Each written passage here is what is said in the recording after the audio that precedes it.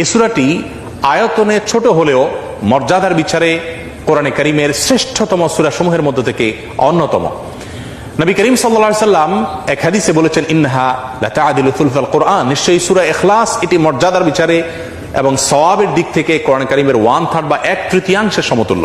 বুখারীর এক বর্ণনা থেকে বোঝা যায় নবী সাল্লাল্লাহু আলাইহি সাল্লাম সূরা ইখলাস একবার পাঠ করলে কোরআন কারীমের 1/3 তেলাওয়াত করার সমান সওয়াব পাওয়া যাবে, সেটি বলেছেন। এর উপর ভিত্তি করে অনেক উলামা ইকরাম বলেছেন, 3 বার যদি কেউ কুল হুয়াল্লাহ সূরা বা সূরা ইখলাস পাঠ করে তাহলে আল্লাহ রাব্বুল আলামিন তাকে গোটা কোরআন একবার পড়ে শেষ করার সমান সওয়াব দান করবেন। অন্য আরেকটি হাদিসে বর্ণিত হয়েছে, এক ব্যক্তি সূরা ইখলাস পাঠ করেছেন, নবী সাল্লাল্লাহু আলাইহি ওয়াসাল্লাম সে শুনতে পেয়ে তিনি বলেছেন ওয়াজাবাত, অর্থাৎ তার জন্য ওয়াজিব হয়ে গেছে। সাহাবা ইকরাম জিজ্ঞাসা করেন, ইয়া রাসূলুল্লাহ কি ওয়াজিব হয়ে গেছে? তিনি বলেছেন তার জন্য জান্নাত ওয়াজিব হয়ে গেছে, জান্নাত আবশ্যক হয়ে গেছে। অন্য একটি বর্ণনায় তিনি বলেছেন, যদি কেউ 10 বার সূরা ইখলাস বা কুল হুয়াল্লাহ সূরা পাঠ করে আল্লাহ রাব্বুল আলামিন তার জন্য জান্নাতে একটি প্রাসাদ নির্মাণ করবেন।